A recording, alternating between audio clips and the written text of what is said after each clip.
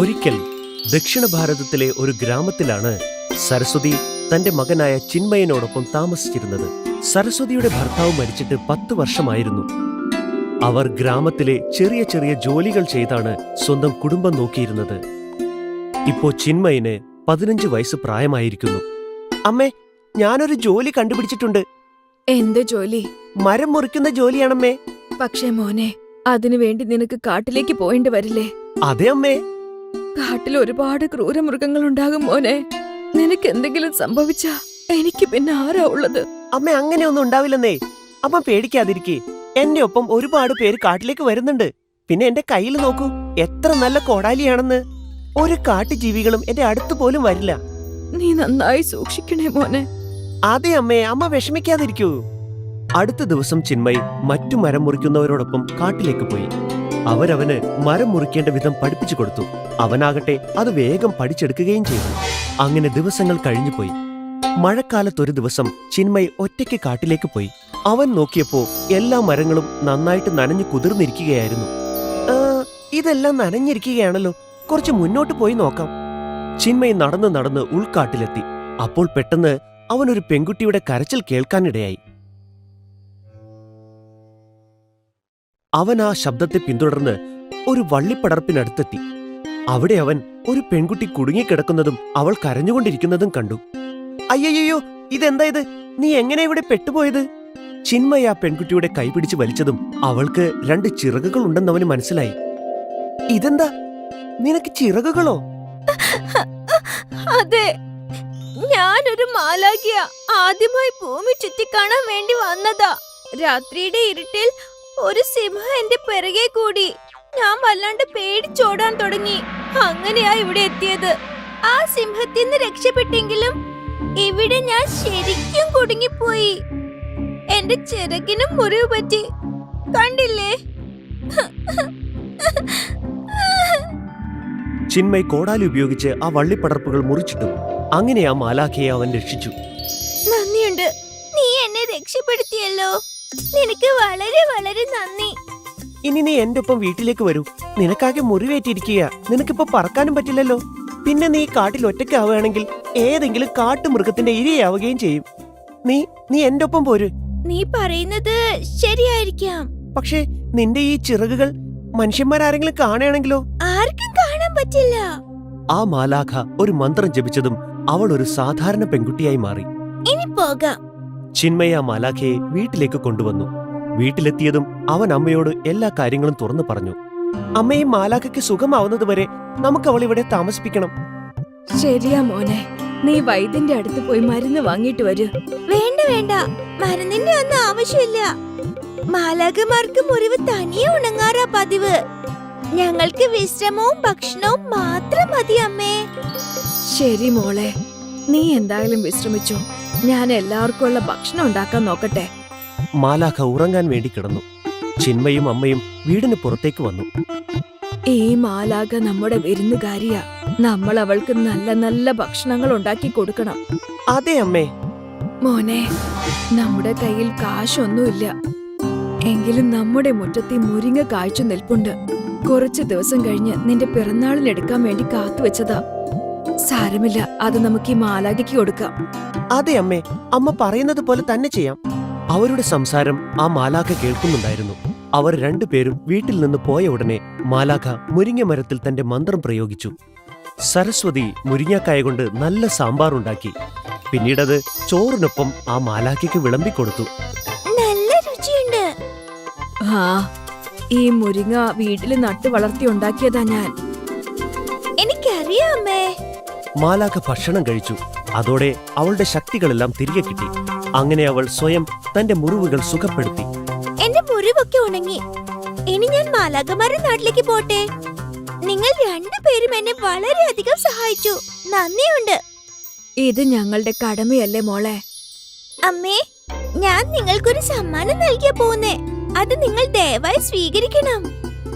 ഞാൻ നമ്മുടെ മുരിങ്ങ മരത്തിൽ ഒരു മന്ത്രം ചൊല്ലി വച്ചിട്ടുണ്ട്. നിങ്ങൾ ഓരോ തവണ മുരിങ്ങക്കായ് പറിച്ചെടുക്കുമ്പോഴും പുതിയൊരെണ്ണം മുളച്ചു വരും. ഇനി എത്ര വേണേലും സാമ്പാർ ഉണ്ടാക്കി കഴിക്കാം. നന്ദിയുണ്ട് ചിന്മയ്, നീ വളരെ നല്ലൊരു കുട്ടിയാണ്. മാലാഖ പറന്ന് അവളുടെ ലോകത്തേക്ക് പോയി. സരസ്വതിയും ചിന്മയും പുറത്തേക്ക് വന്നു. അവർ ഒരു മുരിങ്ങാക്കായ പറിച്ചെടുത്തു. അവിടെ അപ്പോൾ തന്നെ പുതിയ മുരിങ്ങാക്കായ ഉണ്ടായി വന്നു. ഇത് കണ്ടവർക്ക് വലിയ സന്തോഷമായി. ഇനി നമുക്ക് ഇഷ്ടം പോലെ സാമ്പാർ ഉണ്ടാക്കി കഴിക്കാം ചിന്മയി. അമ്മേ, സാമ്പാർ ഉണ്ടാക്കിയിട്ട് നമുക്കത് വിൽക്കുകയും ചെയ്യാം. ഹാ, ചിന്മയും അമ്മയും ചേർന്ന് ധാരാളം മുരിങ്ങാക്കായകൾ പറിച്ചെടുത്തു. അതുപയോഗിച്ച് അവർ ധാരാളം സാമ്പാറും ഉണ്ടാക്കി. ഒപ്പം തന്നെ ധാരാളം ചോറും ഉണ്ടാക്കി. അമ്മേ, ഞാൻ ഈ സാമ്പാറും ചോറും വിറ്റിട്ട് വരട്ടെ. സാമ്പാറിന്റെയും ചോറിന്റെയും പാത്രങ്ങളുമായി ചിന്മയി ചന്തയിലേക്ക് പുറപ്പെട്ടു. സാമ്പാറും ചോറും കഴിച്ചവർക്കെല്ലാം അത് ഇഷ്ടപ്പെടുകയും അവർ പണം നൽകുകയും ചെയ്തു. അന്നു മുതൽ സരസ്വതി മാന്ത്രിക മുരിങ്ങാക്കായകൾ പറിച്ചെടുത്ത് അതുകൊണ്ട് സാമ്പാർ ഉണ്ടാക്കുകയും ചിന്മയി ആ സാമ്പാർ ചന്തയിൽ കൊണ്ടുപോയി വിൽക്കുകയും ചെയ്തു പോന്നു. മാന്ത്രിക മുരിങ്ങാക്കായ കൊണ്ടുള്ള സാമ്പാർ ഉപയോഗിച്ച് ചിന്മയിന്റെയും സരസ്വതിയുടെയും ജീവിതം മെച്ചപ്പെട്ടു. അന്നു മുതൽ സരസ്വതി മറ്റുള്ളവർക്ക് വേണ്ടി ജോലി ചെയ്യാതെയായി. ചിന്മയാണെങ്കിലോ കാട്ടിൽ പോകുന്ന ജോലിയും നിർത്തി. ഇപ്പോൾ അവർ സാമ്പാറും ചോറും വിറ്റ് ജീവിതം പുലർത്തുന്നു. ആനന്ദ്പുർ ഗ്രാമത്തിൽ നദിയുടെ നടുവിലായി ഒരു പ്രസിദ്ധമായ ക്ഷേത്രമുണ്ടായിരുന്നു. ആ ക്ഷേത്രത്തിനു പുറത്ത് വെങ്കട്ട് ഒരു ചെറിയ സ്റ്റാൾ വെച്ചിരുന്നു. ഈ സ്റ്റാളിൽ അദ്ദേഹം ഇഡ്ലി, വട, പിന്നെ ദോശ വ്യാപാരം ചെയ്തുകൊണ്ടിരുന്നു. ക്ഷേത്രത്തിലേക്ക് വരുന്ന ഭക്തന്മാർ വെങ്കട്ടിന്റെ കടയിൽ നിന്നാണ് ആഹാരം കഴിക്കുക.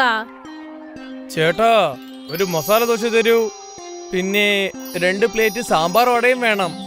നിങ്ങൾ ഇരിക്കും സാർ, ഇതിപ്പോ കൊണ്ടുവരാം. വെങ്കട്ടിന്റെ ഭാര്യ ദോശ ചെയ്ത് നൽകും. പിന്നെ വെങ്കട്ട് കസ്റ്റമേഴ്സിന് അത് കൊടുക്കും. വെങ്കട്ട് എല്ലാ കസ്റ്റമേഴ്സിനോടും വളരെ സ്നേഹത്തോടെയാണ് പെരുമാറുക. ജനങ്ങൾക്ക് വെങ്കട്ടിന്റെ ദോശ സ്റ്റാളിൽ ദോശ കഴിക്കാൻ ഒരുപാട് ഇഷ്ടമാണ്.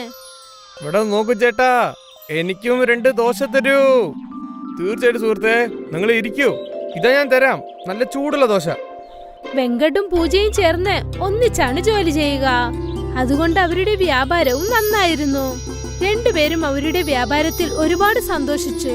മോനെ, വരൂ മുത്തശ്ശ, നിങ്ങൾ ഇരിക്കൂ, ഞാൻ എന്തെങ്കിലും കൊണ്ടുവരാം നിങ്ങൾക്ക്. വെങ്കട്ട് ദിവസവും ആ പാവപ്പെട്ട അപ്പൂപ്പന് ആഹാരം നൽകുമായിരുന്നു. പക്ഷെ ഇക്കാര്യം തന്റെ ഭാര്യ പൂജയ്ക്ക് ഒട്ടും ഇഷ്ടമില്ലായിരുന്നു. ഇദ്ദേഹത്തിന് എന്തിനാ ദിവസവും ഇങ്ങനെ ആഹാരം കൊടുത്ത് പഠിപ്പിക്കുന്നത്? ഇദ്ദേഹം ദിവസവും ഫ്രീ ആയിട്ട് കഴിക്കാനായി എത്തുന്നു. പൂജ, വിശപ്പെന്ന് വരുമ്പോൾ ഭക്ഷണം കൊടുക്കുന്നതിൽ നമുക്ക് ഒരു തെറ്റില്ലല്ലോ. ശരി, എന്ന് വെച്ച് നിങ്ങൾ ഫ്രീ ആയിട്ട് ആഹാരം കൊടുത്തില്ലെങ്കിൽ അദ്ദേഹം മരിച്ചു പോകുമോ? അദ്ദേഹം വേറെന്തെങ്കിലും വഴി കാണില്ലേ? ആ ദൈവം നമ്മൾക്ക് കുറെ തന്നിട്ടുണ്ട്. മറ്റുള്ളവരെ സഹായിക്കുന്നതിൽ നമ്മൾ ഒരു തെറ്റില്ലെന്നാണ് എനിക്ക് തോന്നുന്നത്. ദൈവമേ, നിങ്ങൾ എന്തെങ്കിലും ചെയ്യൂ. ഇങ്ങനെ ദാനവും ധർമ്മവും ചെയ്താൽ മതി. ഇങ്ങനെ ചെയ്തുകൊണ്ടിരുന്നാൽ ഭിക്ഷക്കാരൊക്കെ ഇവിടെ വന്ന് ലൈനായി നിൽക്കും.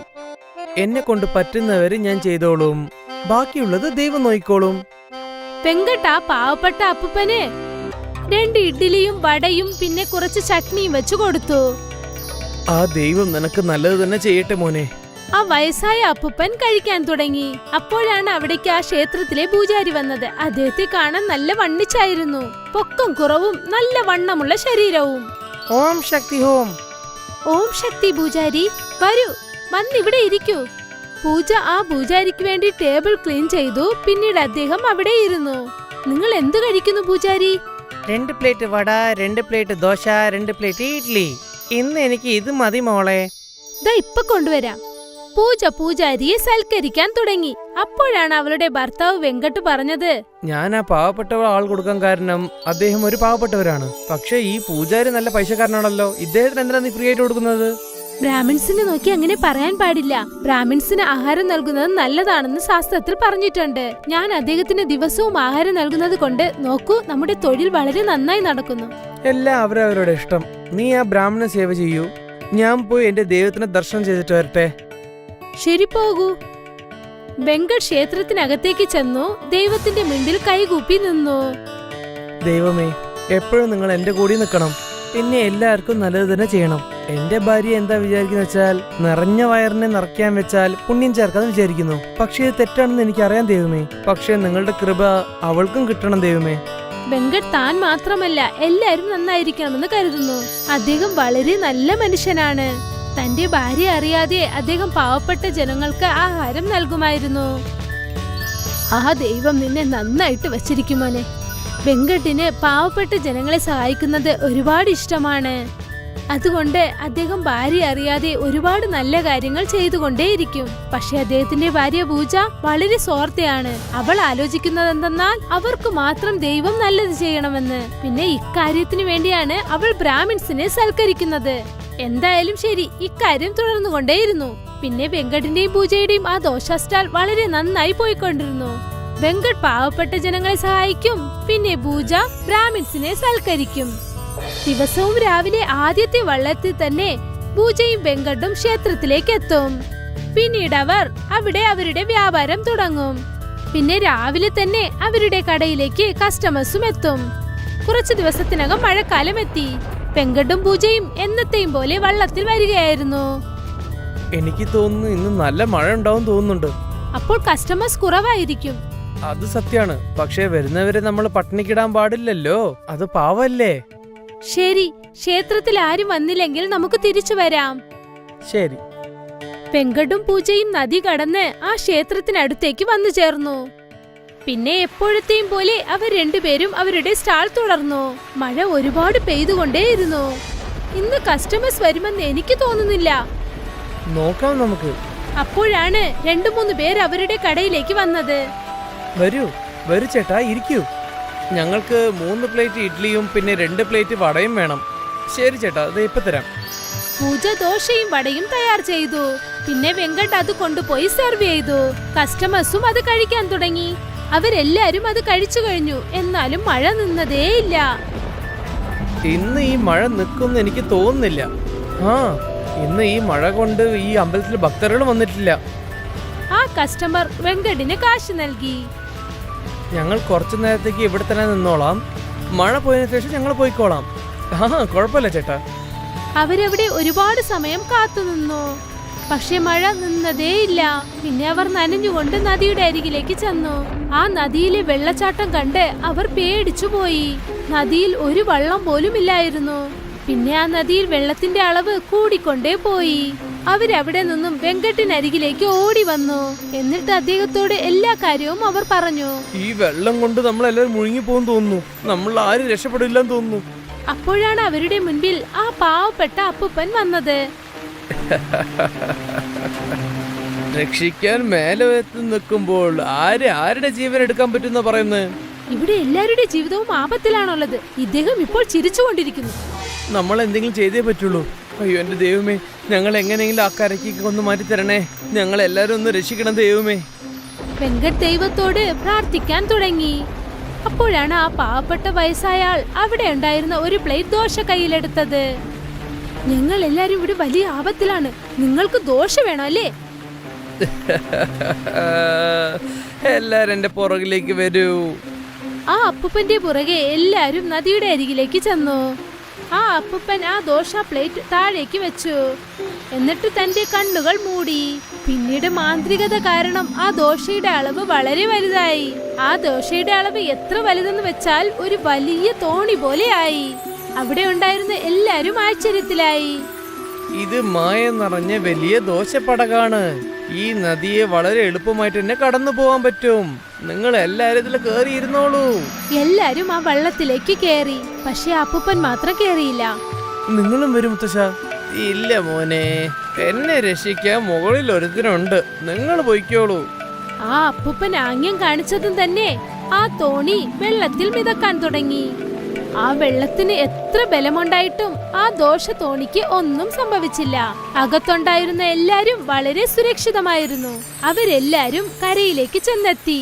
എല്ലാരും ദൈവത്തോട് നന്ദി പറഞ്ഞു.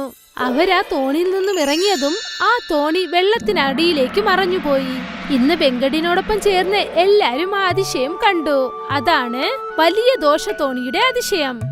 വെങ്കട് ചെയ്ത പുണ്യം കൊണ്ടായിരിക്കാം അവർക്ക് ആ മഴയിൽ നിന്നും വിമോചനം ലഭിച്ചത്. ഈ കഥ മെഹനത്പൂർ എന്ന് പേരുള്ള ഒരു ഗ്രാമത്തിന്റെ കഥയാണ്. ഇവിടെ സഹാറാം തന്റെ കുടുംബത്തോടൊപ്പം ജീവിച്ചു വന്നു. അദ്ദേഹം അവിടെ ഒരു ഹോട്ടൽ നടത്തിക്കൊണ്ട് വന്നു. തൊഴിലാളികൾ എല്ലാവരും പിന്നെ ഗ്രാമത്തിലെ ജനങ്ങൾ എല്ലാവരും സഹാറാമിന്റെ ഹോട്ടലിൽ കഴിച്ചിട്ട് അവരവരുടെ ജോലി ചെയ്യുമായിരുന്നു. ഒരു ദിവസം ഒരാൾ സഹാറാമിന്റെ ഹോട്ടലിൽ കഴിക്കാനായി എത്തി. അപ്പോൾ പറയൂ ചേട്ടാ, എന്താ കഴിക്കുന്നത്? ഇവിടെ കഴിക്കാൻ എന്താണ് ഉള്ളത് അത് പറയൂ. ആലു പൊറോട്ട, ഗോബി പൊറോട്ട, മാലി പൊറോട്ട, ബീച്ച് പൊറോട്ട ഉണ്ട്, ചൂടായ ധീര, പനീർ മസാല, ബട്ടർ മസാല, ചിക്കൻ ടിക്ക, പുലാവും ഉണ്ട്, പിന്നെ മധുരത്തിൽ ഗുലാബ് ജാമുനും ഉണ്ട്, അതിന്റെ കൂടെ ലസിയും ഉണ്ട്. പറയൂ, നിങ്ങൾ എന്താ കഴിക്കുന്നത്? നിങ്ങൾ പറയുന്ന കേട്ടാലേ എനിക്ക് വയറ് നിറയും തോന്നുന്നു. നിങ്ങൾ ഏത് നന്നായിട്ട് ഉണ്ടാക്കുന്നോ അതെനിക്ക് തന്നേക്ക്. ഇവിടെ നോക്കുമോനെ, ഇദ്ദേഹത്തിന് നാനും പിന്നെ ചെന്ന മസാലയും കൊണ്ടുവന്നേക്ക്, അതിന്റെ കൂടെ ലസിയും കൊണ്ടുവന്നേക്ക്. നന്നായിട്ടുണ്ടാവും. വേഗം കൊണ്ടുവാ. കുന്ദൻ നിലേഷിന് ആഹാരങ്ങൾ വിളമ്പിക്കൊടുത്തു. നിലേഷ് ആഹാരം ഒരുപാട് ആഗ്രഹിച്ചു കഴിച്ചു.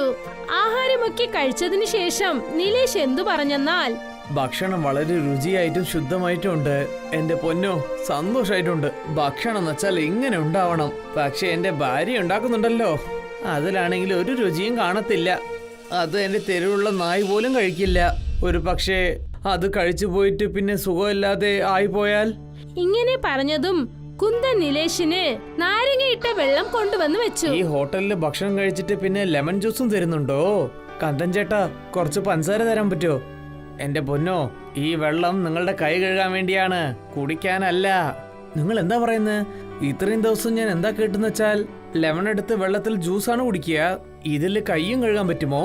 അങ്ങനെ വെച്ചാൽ നിങ്ങൾ തെറ്റായ സ്ഥലത്താണ് വന്നിരിക്കുന്നത്. നിങ്ങൾ വേറെ ഏതെങ്കിലും ഹോട്ടലിൽ പോയിട്ടുണ്ടാവണം. നിങ്ങൾ ബില്ല് പേ ചെയ്തിട്ട് ഇവിടുന്ന് വേഗം വിട്ടോ. കുന്ദൻ നിലേഷിന് ഒരു ബില്ല് കൊണ്ടുവന്ന് നൽകി. അത് കണ്ടതും തന്നെ നിലേഷിന്റെ ശ്വാസം നിന്നുപോയി. ഇതൊക്കെ എന്താണ്? ചെന്ന മസാല 300 റുപ്യോ, പിന്നെ നാനിന് 70 റുപ്യോ. ഇല്ല ചേട്ടാ, ഞാൻ പാർസലൊന്നും വാങ്ങിയിട്ടില്ലല്ലോ. ഇത്രയും പൈസ വരാൻ സാധ്യതയില്ല. ഇവിടെ നോക്ക് ചേട്ടാ, ഇതൊന്നും പാർസലിന്റെ പൈസയല്ല. നിങ്ങൾ കഴിച്ചില്ലേ, അതിനുള്ള പൈസയാണിത്. ഞാൻ ഒരു ദിവസം മുഴുവൻ ജോലി ചെയ്താൽ എനിക്ക് ഇത്ര പൈസ കിട്ടില്ലല്ലോ. ഭക്ഷണത്തിന് ഇത്രയും വിലയോ? എനിക്ക് മുമ്പ് തന്നെ അറിഞ്ഞാൽ ഞാൻ കഴിച്ചിട്ടേ ഉണ്ടാവില്ലല്ലോ. നിലേഷ് തന്റെ പോക്കറ്റിൽ നിന്നും 100 രൂപ എടുത്ത് ടേബിളിൽ വെച്ചു. കുന്ദൻ ഇത് കണ്ട് ദേഷ്യപ്പെട്ട് തന്റെ മുതലാളി സഹാറാമിനെ വിളിച്ചു. മുതലാളി, ഇയാളെടുത്ത് ഒരു 10 പൈസയില്ല. ഇയാളുടെ ബില്ല് മൊത്തം 700 റുപ്യ ആയിട്ടുണ്ട്. പക്ഷേ ഇയാൾ വെറും 100 റുപ്യ കൊടുത്തിട്ട് നമ്മളെ പറ്റിക്കാൻ നോക്കിയാണ്. കുന്ദൻ പറഞ്ഞത് കേട്ടതും സഹാറാം ദേഷ്യത്തോടെ അവിടേക്ക് വന്നു. നിന്റെ പോക്കറ്റില് 1 റുപ്യ പോലും ഇല്ലെങ്കിൽ എന്ത് ധൈര്യം